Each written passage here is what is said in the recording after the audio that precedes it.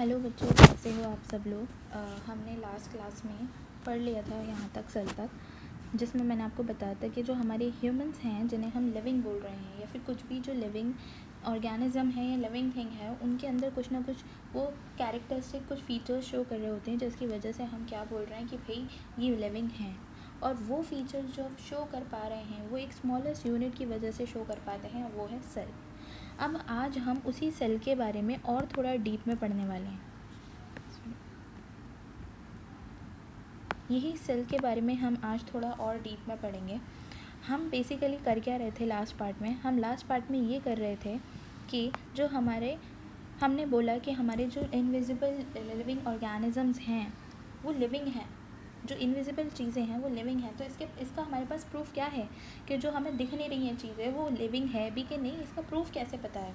तो ये हम इसका प्रूफ ही हम किस तरह से देख रहे थे, हम अपने लिविंग चीज़ें जो हमें दिख पा रही हैं उसको कंपेयर करके हम क्या कर रहे हैं, प्रूफ ले रहे हैं कि भाई जो इनविजिबल चीज़ें हैं वो भी लिविंग हैं। तो उसके लिए हमें पहले ये समझना होगा कि जो हम हैं वो लिविंग हैं, तो वो कैसे लिविंग है। जब हम अपने आप को लिविंग कंसिडर कर रहे हैं तो वो क्या क्या चीज़ें हैं जिसकी वजह से हम लिविंग बोल पा रहे हैं। जब हम अपने आप को लिविंग प्रूफ कर लेंगे, खुद को लिविंग प्रूफ कर लेंगे, तो हम ये भी बता सकते हैं कि ये भी लिविंग है। क्यों? क्योंकि जो चीज़ें यहाँ पे लिविंग वाली होंगी वही चीज़ें यहाँ पर लिविंग वाली होंगी। इसीलिए ही हम ये चीज़ें अभी पढ़ रहे हैं। जब हमें ये पता लग जाएगा कि लिविंग आखिर लिविंग के लिए कौन कौन सी चीज़ें होती हैं जो बोल रहे हैं कि लिविंग बना रहा है, तो वो कौन सी हैं? सेल है। अब सेल के बारे में हम और डीप में पढ़ेंगे और पता लगाएंगे कि भाई सेल में ऐसा क्या है जो क्या बना रहा है, लिविंग बना रहा है। क्या सेल की वजह से ही इसका मतलब यहाँ पे भी इनविजिबल जो लिविंग ऑर्गेनिज्म है वो भी लिविंग है? तो हमें यही बात पता करनी है। अंडरस्टूड?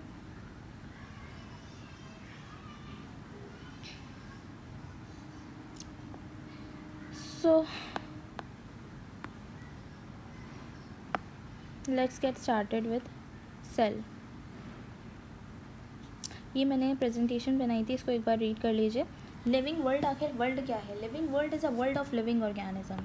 ऐसा वर्ल्ड जिसमें क्या है, लिविंग ऑर्गेनिजम्स हैं। ये मैं बता चुकी हूँ आप लोगों को बहुत अच्छे से।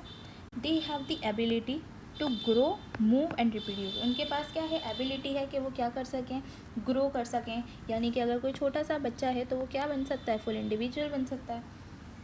मूव कर सकते हैं, आप घर से स्कूल जाते हो है ना, तो ये क्या है, मूवमेंट ही हो रहा है।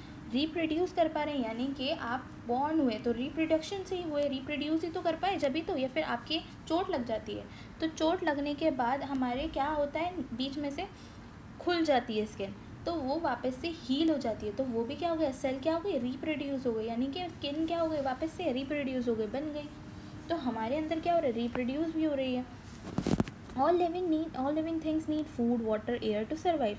जो भी लिविंग चीज़ें हैं उनको चाहिए, क्या चाहिए, फूड चाहिए, वाटर चाहिए, एयर चाहिए। ये सब चीज़ें चाहिए ही चाहिए अगर उसको क्या करना है, सर्वाइव करना है। They respond to their surrounding and stimuli. जैसे कि आपने क्या करा, गर्म चाय का कप एकदम से टच कर लिया, तो एकदम से टच करोगे तो आप क्या करोगे, एकदम से पीछे हाथ कर लोगे, तो आपको एकदम से पता लगेगा कि नहीं ये तो गर्म है, मेरा हाथ और जल सकता है, तो एकदम से आप पीछे कर लोगे। तो हम कॉन्शियस हैं, अपने आसपास की चीज़ों से कॉन्शियस हैं, ठीक है। Living things are made up of tiny unit. अब जो लिविंग थिंग्स हैं वो किससे बनी हुई हैं, टेनी यूनिट से बनी हुई हैं। और वो टेनी यूनिट क्या है, सेल है।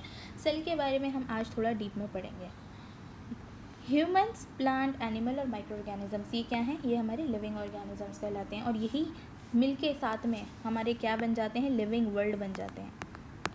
अब ऐसा क्यों है, why is it called the invisible living world? क्यों हम बोल रहे हैं कि इनविजिबल है living world?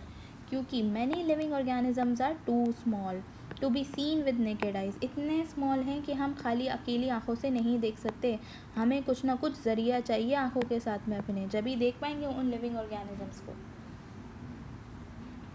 These tiny organisms are called micro organisms. और इन टिनी ऑर्गेनिजम्स को हम क्या बोल रहे हैं, माइक्रो ऑर्गेनिजम्स बोल रहे हैं। They can only be seen using special tool. सिर्फ और सिर्फ एक स्पेशल टूल की वजह से दिख सकते हैं वो, और वो क्या है, microscope. Even though they are visible invisible, हालांकि ये इनविजिबल हैं लेकिन ये हर जगह हैं, चाहे वो एयर हो, चाहे वो वाटर हो, चाहे वो सॉइल हो, या फिर इवन वो हमारी बॉडी हो। यानी कि वो एयर, सॉइल, वाटर और इवन इनसाइड आवर बॉडी हमारे प्रेजेंट होते हैं. They play a very important role in our daily life. अच्छा, एक बात यहाँ पर ये आती है कि इफ़ दे आर इनविजिबल तो हम पढ़ क्यों रहे हैं. इफ़ दे आर इनविजिबल तो हम पढ़ क्यों रहे हैं इनके बारे में. क्योंकि इनका रोल बहुत इम्पॉर्टेंट है. इनका रोल बहुत इम्पॉर्टेंट है, इसीलिए ही हम इनके बारे में पढ़ रहे हैं. जो चीज़ें हमारे किसके लिए, इन्वायरमेंट के लिए, जो चीज़ें हमारे सर्वाइवल के लिए, जो चीज़ें हमारे सराउंडिंग में हमसे इंटरेक्ट कर रही हैं, उन चीज़ों के बारे में हम अगर नहीं जानेंगे तो हमारे लिए बहुत प्रॉब्लम क्रिएट हो सकती है. इसीलिए ही वो चीज़ों को जानना ज़रूरी है. अंडरस्टूड. इसीलिए ही हम साइंस पढ़ रहे हैं. क्यों? क्योंकि साइंस में हम वो सारी चीज़ों को पढ़ रहे हैं जो चीज़ें हम डे टू डे लाइफ में उन चीज़ों से इंटरेक्ट करते हैं, चाहे वो मोबाइल फ़ोन हो, चाहे वो वाटर हो, चाहे वो एयर हो, चाहे वो हमारा बुक्स हो, चाहे कुछ भी हो. Everything is related to science और हम उन सारी चीज़ों को साइंस में डील करते हैं. तो इसीलिए ही हम माइक्रो ऑर्गेनिज़म्स को भी इस चैप्टर में पढ़ रहे हैं और इसीलिए ही ये पढ़ना हमारे लिए ज़रूरी है और इसीलिए ही ये इनविजिबल होते हुए भी हमारे लिए इम्पॉर्टेंट है.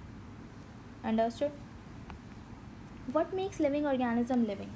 किसकी वजह से इनविजिबल जो है, इनविजिबल ऑर्गेनिजम्स को हम लिविंग बोल रहे हैं. ये मैंने बताया आपको. Even though they are invisible, हालांकि ये इनविजिबल हैं. Micro organism show all the characteristic of living thing. यानी कि जो भी हमारे जो भी कैरेक्टरिस्टिक हैं जो हमें बता रहे हैं कि ये लिविंग है, इनविजिबल जो चीज़ें हैं वो भी क्या कर रही थी, वो सारी कैरेक्टरिस्टिक्स शो कर रही थी. और इसी वजह से ही हमने माइक्रो ऑर्गेनिजम्स को क्या बोल दिया, लिविंग बोल दिया. इनका नाम माइक्रो ऑर्गेनिज्म वैसे क्यों रखा होगा, आपको क्या लगता है. इनका नाम इसीलिए ही रखा होगा, जैसे मैंने आपको बताया पहले, micro means very small. Organism is related to animal, तो बहुत छोटे एनिमल, इसीलिए ही इनका नाम पड़ा माइक्रो ऑर्गेनिज्म. ऐसे एनिमल जो बहुत ज़्यादा छोटे हैं, इसीलिए इनका नाम क्या हो गया, micro organism. They can grow in number. अब क्या कर रहे हैं, ये ग्रो कर लेते हैं ये नंबर में. यानी एक से क्या बन जाएंगे, अगर एक माइक्रो ऑर्गेनिज्म है तो एक से ये 2 बन जाएंगे, 2 से 4 बन जाएंगे, ऐसे.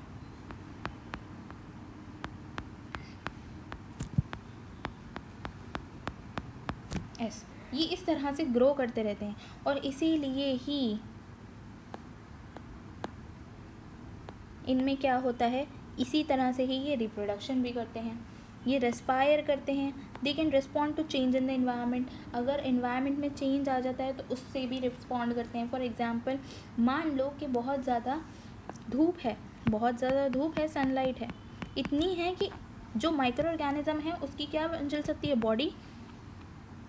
बॉडी पे हार्म हो सकता है. तो उसने क्या करा, अंदर की तरफ चला गया सॉइल के.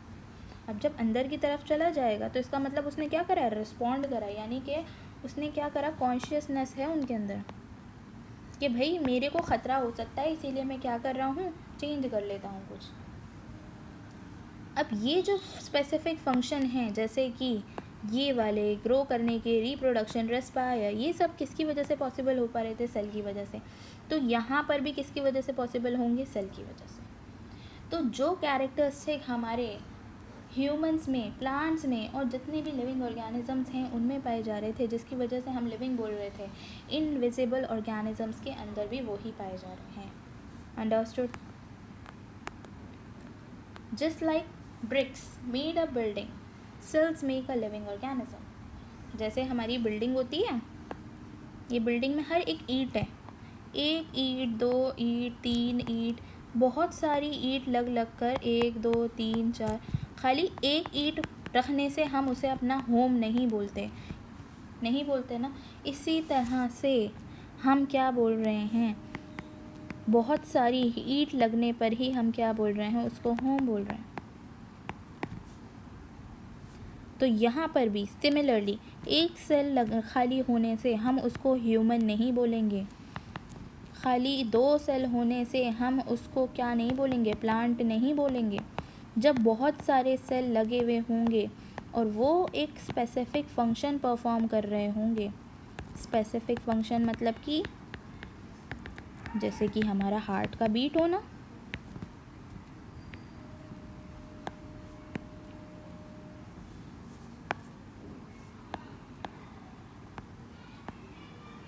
स्पेसिफिक फंक्शन जैसे कि हमारा हार्ट बीट होना, या फिर हमारा रेस्पायर करना, या फिर हमारा ब्रीथ करना, ये सब फंक्शन अगर हमारे परफॉर्म हो पा रहे हैं तो वो किसकी वजह से, क्योंकि एक सेल नहीं बहुत सारे सेल काम कर रहे हैं। तो जैसे हमारी एक ईंट से नहीं बनता घर, बहुत सारी ईंट मिलके घर बनाती हैं, इसी तरह से हमारे बहुत सारे सेल आपस में मिलके एक लिविंग ऑर्गेनिज्म बना रहे हैं। आई बात समझ में? अंडरस्टूड? अब हमारी बात आती है सेल की। Cell is the smallest unit of life. Cell क्या है? एक स्मॉलेस्ट यूनिट है लाइफ की। यानी अगर हमारा खाली एक सेल है तो वो भी एक अपना फंक्शन परफॉर्म कर रहा है, और हर एक सेल अपना अपना फंक्शन जब परफॉर्म करेगा तो क्या होगा, पूरा का पूरा एक फंक्शन परफॉर्म होगा। जैसे कि एक ट्यूबवेल है, ट्यूबवेल पता है ना, जिसमें पानी भरा हुआ होता है, फिर बाल्टी डाल के निकालते हैं। मान लो ट्यूबवेल खाली है, बिल्कुल पानी नहीं है, तो इसको अगर फुल करना है पूरा, तो अगर एक इंसान, एक बच्चा फिल करेगा बाल्टी में पानी भर के, क्या होगा आसानी से फिल? काम तो होगा लेकिन बहुत लेट होगा। वहीं अगर बहुत सारे बच्चे अपनी अपनी बाल्टी लेकर आ जाएं, अपनी अपनी बाल्टी लेकर आएँ और पानी डालें, तो यही काम क्या होगा, जल्दी होगा और ज़्यादा बेहतर तरीके से होगा।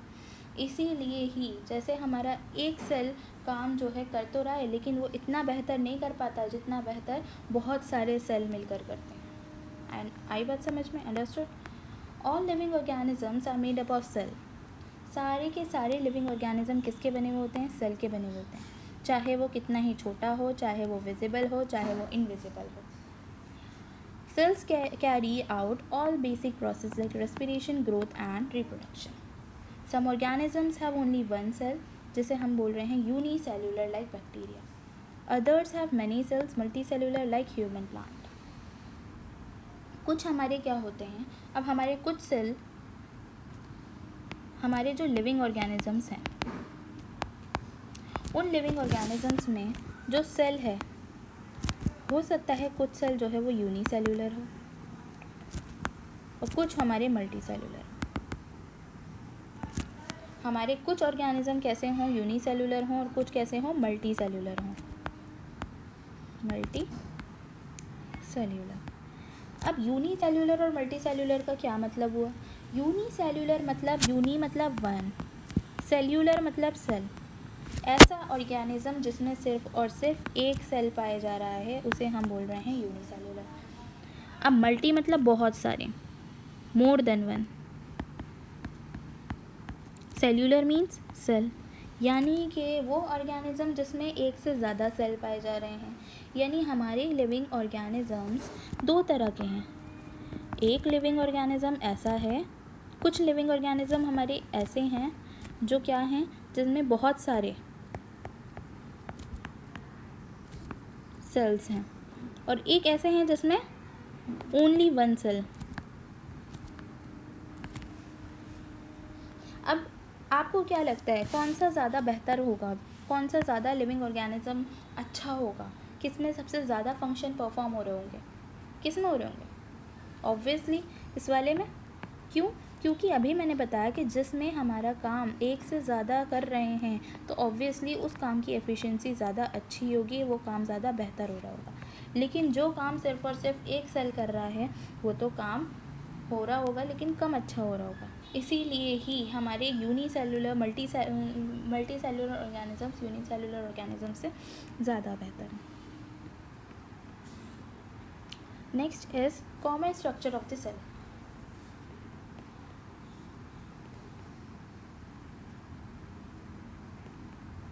हमारी जो सेल है, सेल के कुछ कॉमन स्ट्रक्चर हैं, यानी कि अब ऐसा तो नहीं है कि हमारे जो लिविंग ऑर्गेनिजम्स हैं, हमारे जो लिविंग ऑर्गेनिजम्स हैं, ऐसा नहीं है कि लिविंग ऑर्गेनिजम्स में सारे के सारे लिविंग ऑर्गेनिज्म, चाहे वो प्लांट हो, चाहे वो एनिमल हो, एनिमल में भी बहुत सारे एनिमल होते हैं, for example rat, human and snake. क्या ये सारे के सारे सेम हैं? No, the answer is big no. ये सारे लिविंग ऑर्गेनिज्म सेम नहीं है। तो इसका मतलब इनमें भी कुछ ना कुछ लिविंग होते हुए भी, ऑल्दो ये सब लिविंग है, लेकिन लिविंग होते हुए भी इनमें कुछ डिफरेंसेस हैं, जिसकी वजह से क्या है, ये डिफरेंट हैं एक दूसरे से। अब इनमें कुछ सिमिलैरिटी है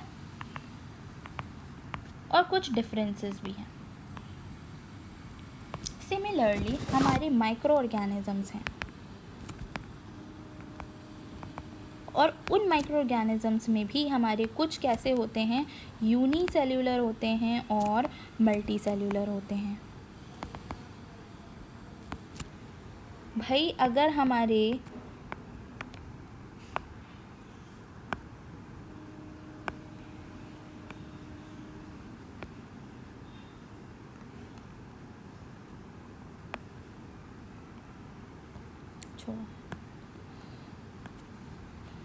हम कह रहे हैं कि हमारे जो लिविंग ऑर्गेनिज्म हैं, जब वो यूनिसेल्यूलर हैं और मल्टी सेल्यूलर हैं, तो हमारे जो माइक्रो ऑर्गेनिजम्स हैं ये भी कैसे हैं, कुछ यूनिसेल्यूलर हैं और कुछ मल्टी सेल्यूलर हैं। यूनिसेल्यूलर यानी कि एक सेल वाले माइक्रो ऑर्गेनिज्म, मल्टी सेल्यूलर यानी एक से ज़्यादा सेल रखने वाले माइक्रो ऑर्गेनिजम्स। अब इनमें भी what thing is I want to tell you, ये देखिए, अब इनमें भी जैसे हमारे प्लांट्स हैं, रैट है, ह्यूमन है, स्नेक है, मान लो हमारा यूनिसेल्यूलर है ऑर्गेनिज्म है जैसे कि बैक्टीरिया। तो बैक्टीरिया में भी ऐसे बैक्टीरिया हैं जो कुछ आपस में दिखने में सेम लगते हैं और कुछ आपस में दिखने में अलग अलग रखते हैं। तो डिफरेंट लगने की वजह क्या है?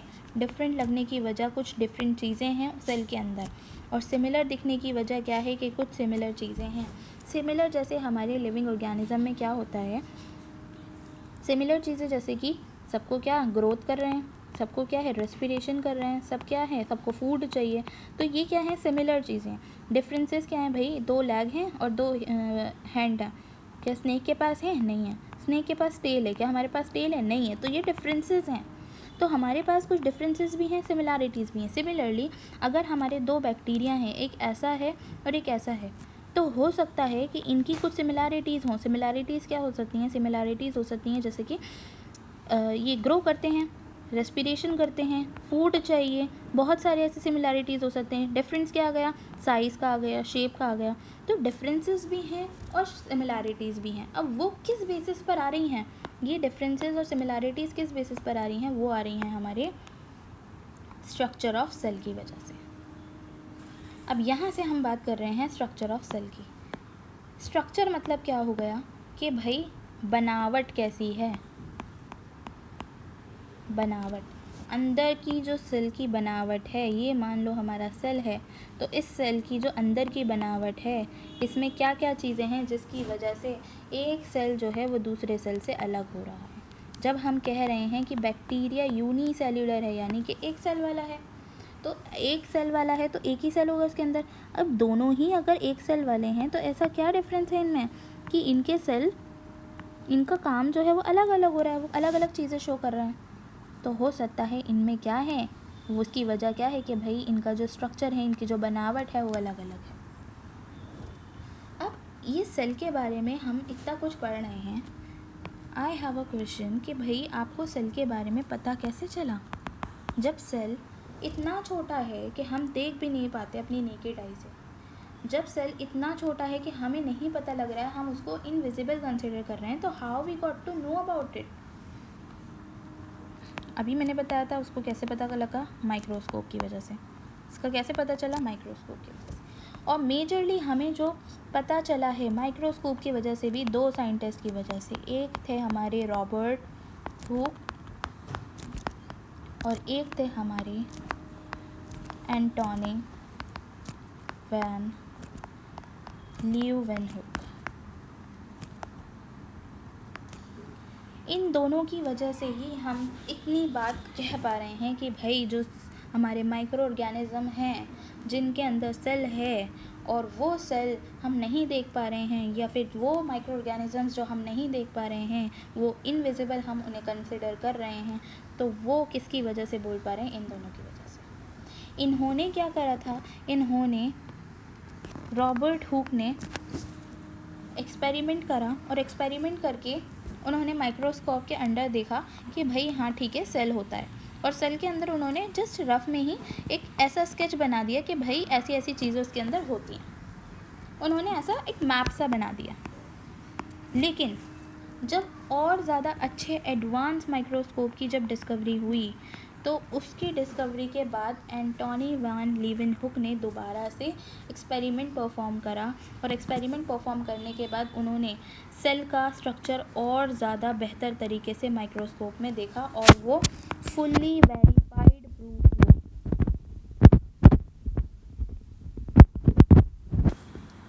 यहाँ पे उन्हें दिखा तो था, लेकिन वो इतना ज़्यादा क्लियर नहीं था, यहाँ पर और ज़्यादा क्लियर हो गया।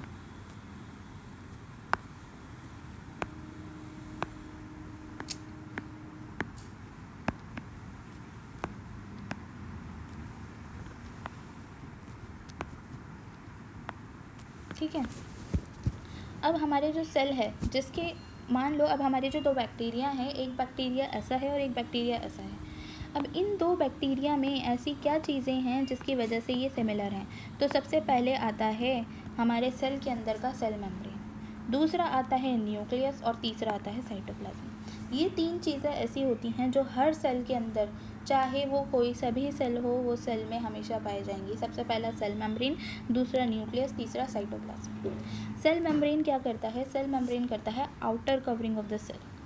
क्या कर रहा है? कवरिंग अब बना रहा है आउटर। ये तो मैंने सेल वॉल भी बना दी, इसमें सेल वॉल नहीं बनेगी। ये मेरा है सेल मेम्ब्रेन, एक मेम्ब्रेन है, मेम्ब्रेन यानी कि एक लेयर सी है, तो ये बन गई लेयर, ये मेम्ब्रेन बन गई। ये आउटर कवरिंग है सेल की, जो क्या कर रहा है, जब इसमें हम बाउंड्री बना दी, तो ये बाउंड्री क्या कर रही है? एंट्री और एग्ज़िट को कंट्रोल कर रही है, यानी ये देखेगी कि कौन सी चीज़ अंदर आ सकती है और कौन सी चीज़ बाहर आ सकती है, चाहे वो कोई सा भी सेल हो। ये हमारा फंक्शन है सेल मेम्ब्रेन का। दूसरी चीज़ न्यूक्लियस, जो हर सेल में होगी। दूसरी चीज़ क्या है? न्यूक्लियस, यानी कि हमारे सेल के सेंटर में एक क्या पाई जाएगी? एक न्यूक्लियस पाया जाएगा, जो जिसे हम क्या बोल रहे हैं? Brain of the cell. ये क्या करता है? कंट्रोल करता है सारी एक्टिविटीज़ को, और इवन स्टोर करता है किसको? जेनेटिक मटेरियल को। कंट्रोल करता है एक्टिविटीज़ को और स्टोर करता है जेनेटिक मटेरियल को। दूसरा हमारा है क्या? साइटोप्लाज्म, जेली लाइक सब्सटेंस है।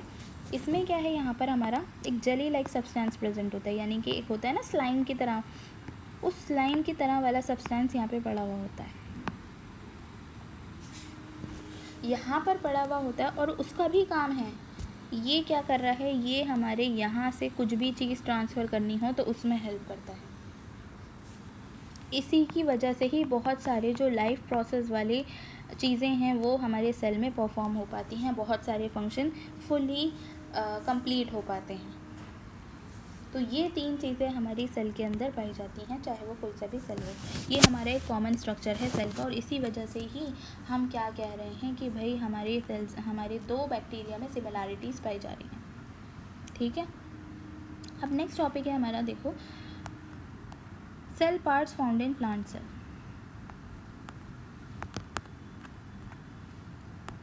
अब प्लांट में ऐसा क्या है?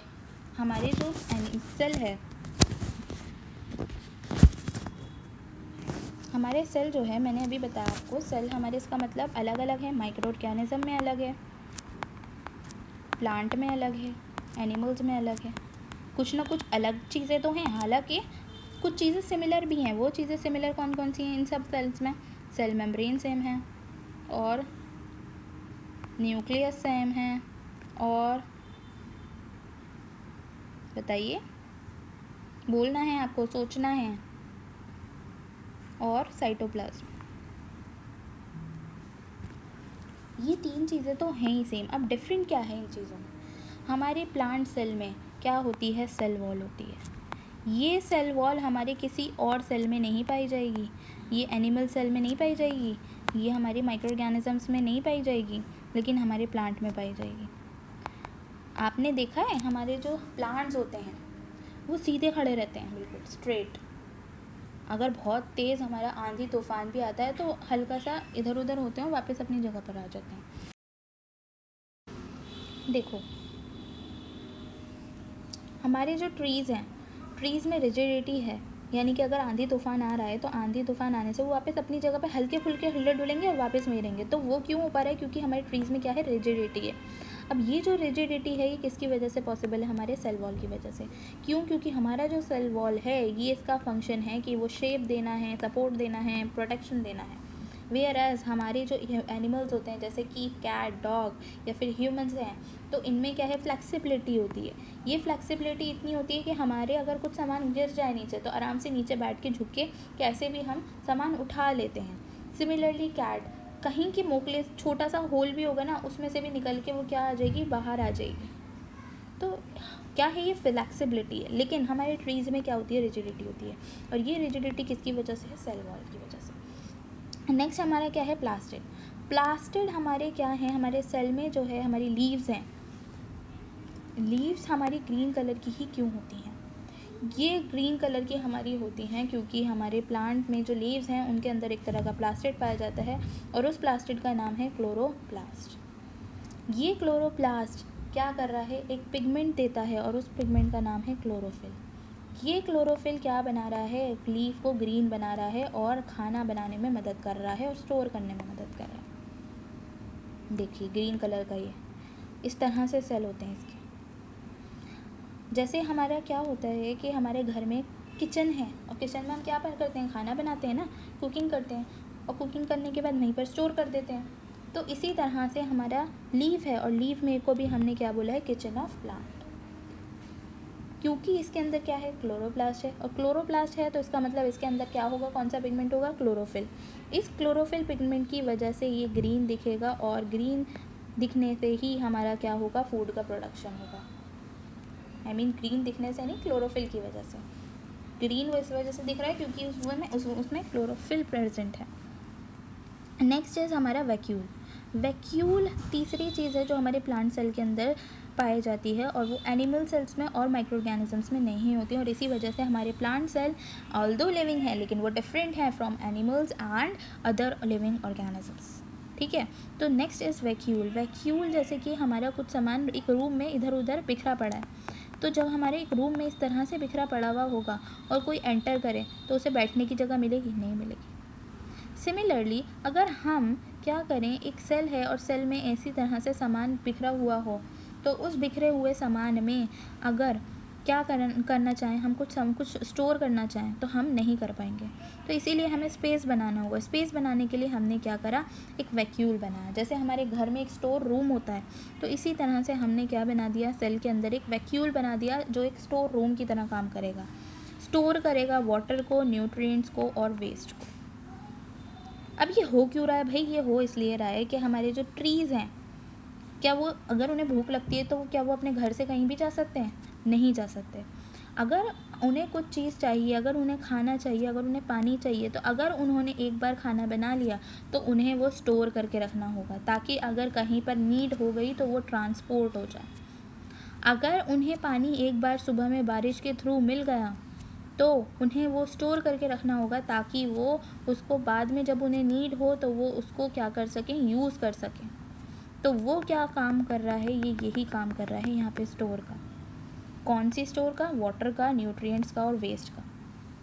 वेस्ट का क्यों भाई, हम जब हमें एक्सक्रीट करना होता है, हम इतने ज़्यादा उसमें हैं, वेल एडवांस है एज लिविंग ऑर्गेनिज्म, हम आराम से जाके एक्सक्रीट कर सकते हैं।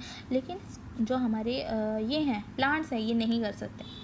इनका एक प्रोसेस होता है, एक टाइम होता है, उस टाइम पर ही करते हैं। इसी वजह से वो भी क्या करते हैं, ये स्टोर करते हैं। Microorganisms may have some plant-like parts but not all of them together like plant। अब हमने प्लांट पढ़ा क्यों, इसीलिए ही पढ़ा है कि भाई हमारे जो माइक्रो ऑर्गेनिजम्स हैं वो कुछ प्लांट की तरह एक्ट करते हैं। किसकी तरह एक्ट करते हैं, प्लांट की तरह एक्ट करते हैं, लेकिन कुछ ही करते हैं, सारे नहीं करते। और उनमें से one of them is fungi. One of them is fungi, यानी कि हमारे बहुत तरह के माइक्रो ऑर्गेनिजम्स हैं, आगे हम पढ़ेंगे। उनमें से एक हमारा कौन सा है, फंजाई, जो प्लांट की तरह एक्ट करता है। अंडरस्टूड? इसीलिए ही हमने इसको पढ़ा।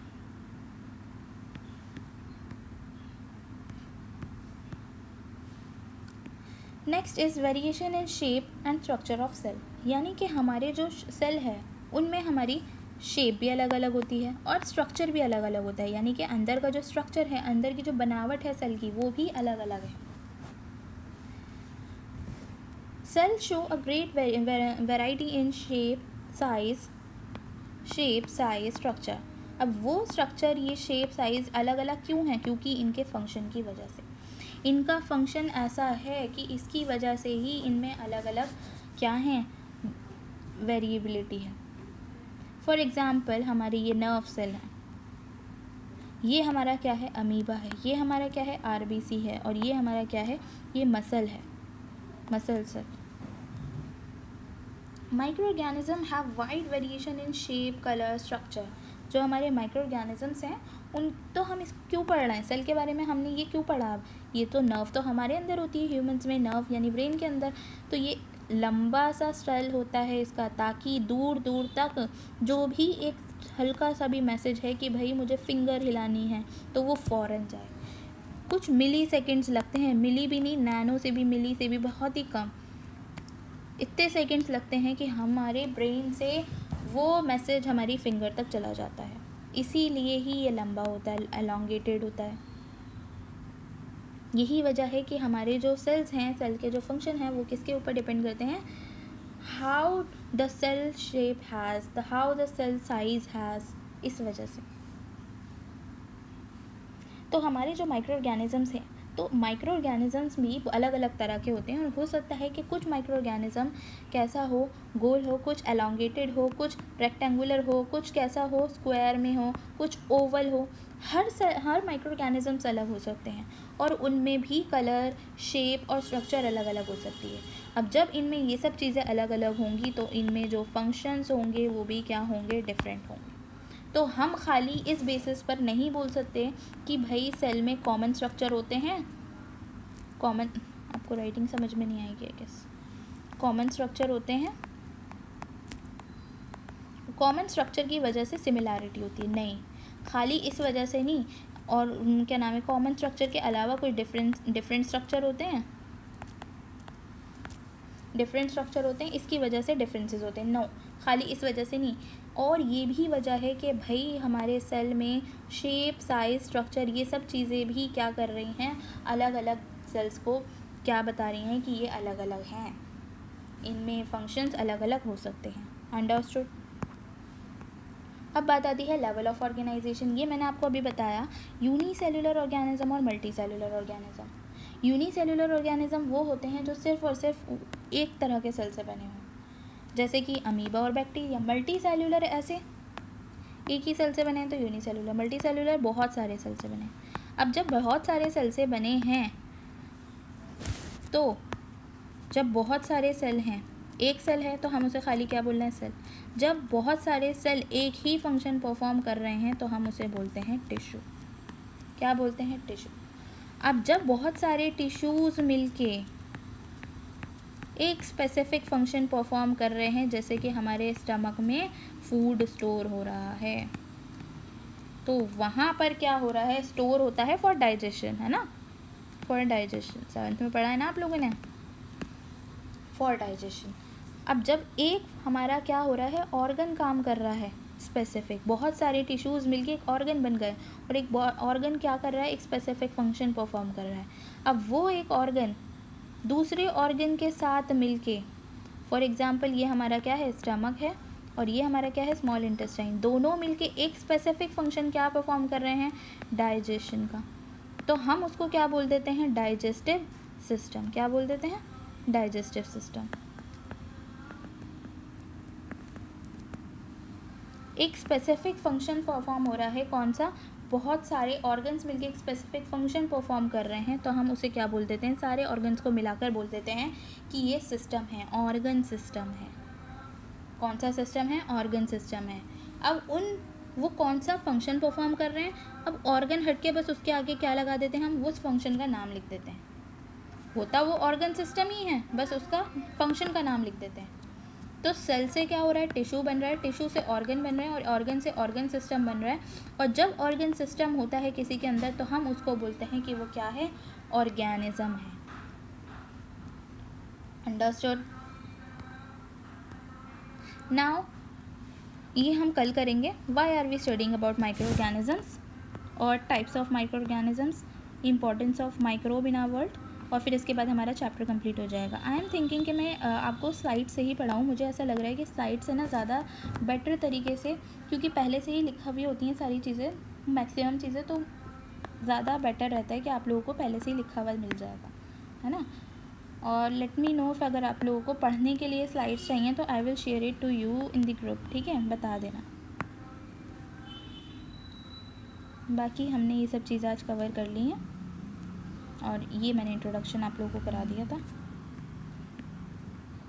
Okay, so see you guys.